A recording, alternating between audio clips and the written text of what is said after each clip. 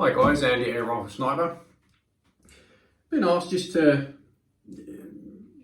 bit of a highlight on barrel polishing really. Everybody does it their own way obviously, but you know, just to highlight the way that I do it.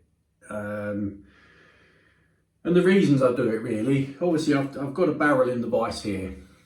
Now, you know, like I say, everybody does it differently, but my personal way that I do it is to find out if there's tight spots etc in the barrel is get yourself a standard pellet that you use, place it on the entry point of the barrel and with just a brass push kit and a plastic tip,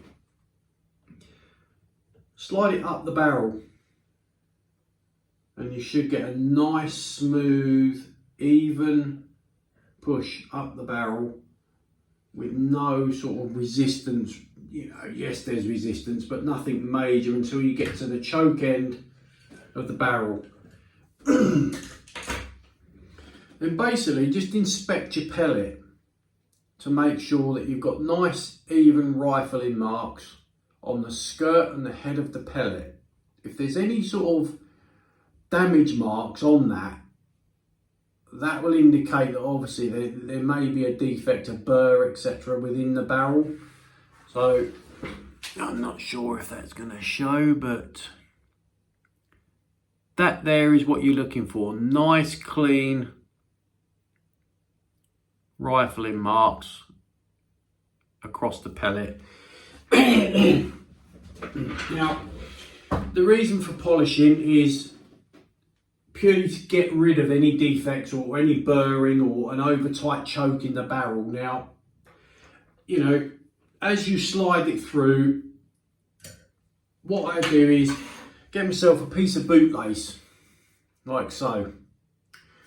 Now, obviously a round bootlace is best, and depending on the calibre of your rifle, depends on the thickness of the lace that you use.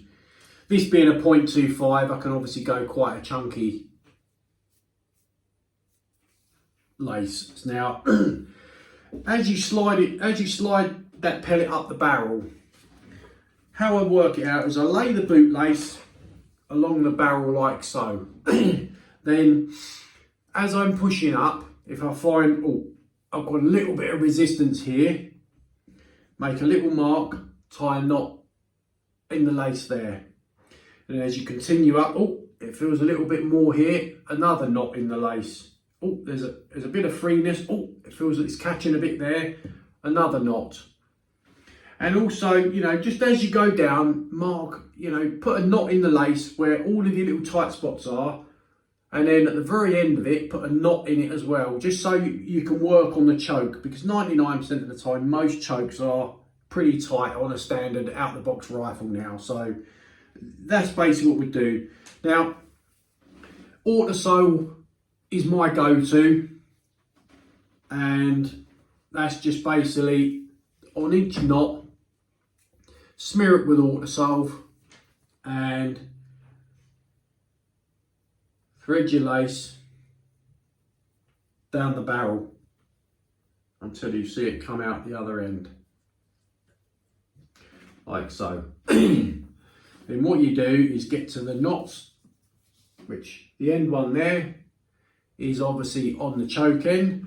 So just back and forth, plenty of working on the choke area and on the tight spots that are within the barrel.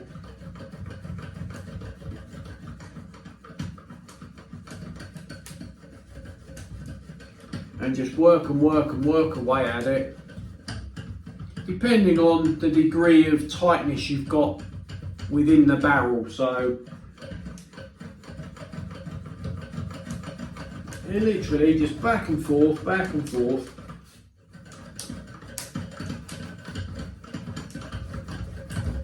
and work where those knots are. Just concentrate on the areas that you had those tight spots in the barrel.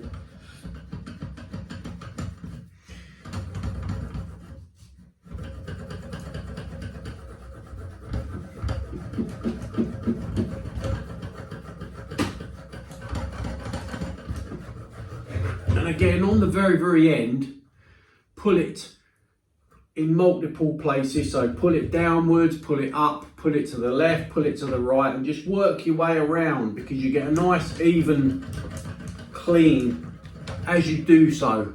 So not just, you know, straight through, just pull it to the left, pull it to the right. And the other thing it does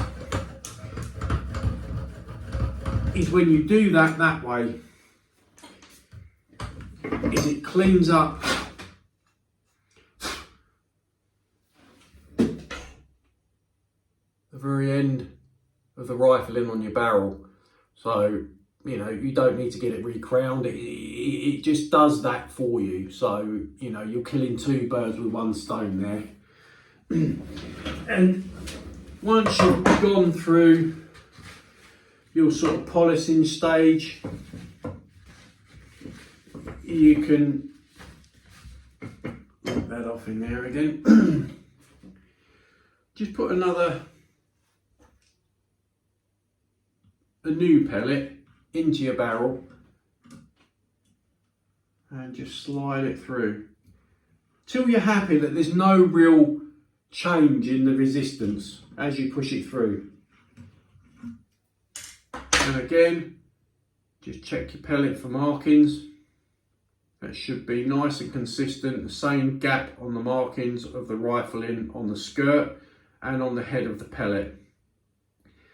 The markings on the skirt of the pellet will be more pronounced and noticeable than on the head.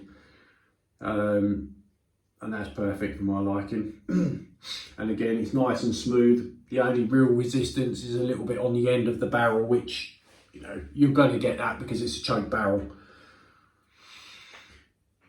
When I finish doing this, all I then do is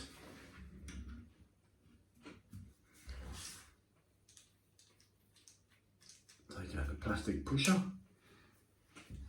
give myself a little cotton-headed cleaning probe and just literally push it up the barrel till you get to the end choke, just to take the cutting compound etc. out and the polish out of the barrel as you're doing it.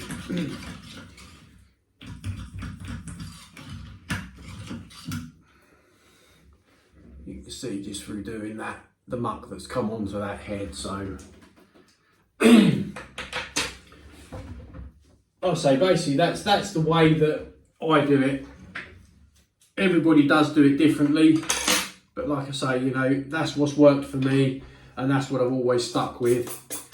You know, you can't really beat a pull through, but at the end of the day, the bootlace idea works absolute wonders.